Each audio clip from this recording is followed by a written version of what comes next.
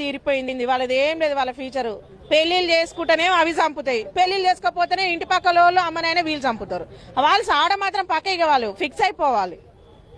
ఎంతసేపు ఆడు 4 మాటలు వచ్చినోడు అయితే భూమి మీద బతాడు, అమాయకుడు అయితే వాడు చావడే. మనకి ఇంకా అదే ఫ్యూచర్. ఇది పెళ్లిళ్ళు కాకముందుకి ఆనే వేసుకొని తిరుగుతుంది, వాడు ఊకుంటాడా వాడు తిరుగుతాడు, ఇద్దరు కలిసి నువ్వు సొక్కమా అంటాడు. దీనికి ఆటమైన దొరుకుతాడు, మనం చంపి ఏ ట్రంపులను ఏ కుక్కర్లను ఏ మిక్సీలను వేసా కథం అంతే.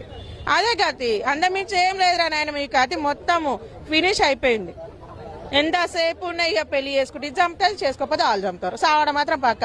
అందుకే ఏదన్నా ఉంటే పెళ్లి కాక ముందుకే తీర్చుకోరు. ఆఖరి కోరికలు ఉంటాయి చూసినావా, అది జైల్లో కూడా ఊరేసేటప్పుడు ఏం చెప్తారు, మీ చివరి కోరిక ఏం చెప్పు, బిర్యానీ తింటావా బీర్లు తాగుతావా అంటారు చూసినావా. మీరు కూడా రేపు పెళ్లి అనగా మీ కోరికలు మొత్తం తీర్చుకోరు, ఎందుకంటే మీరు ఎట్లా చచ్చిపోతారు. ఎవరురా నువ్వు ఇంత టాలెంటెడ్ ఉన్నావు? You are really a God gifted child.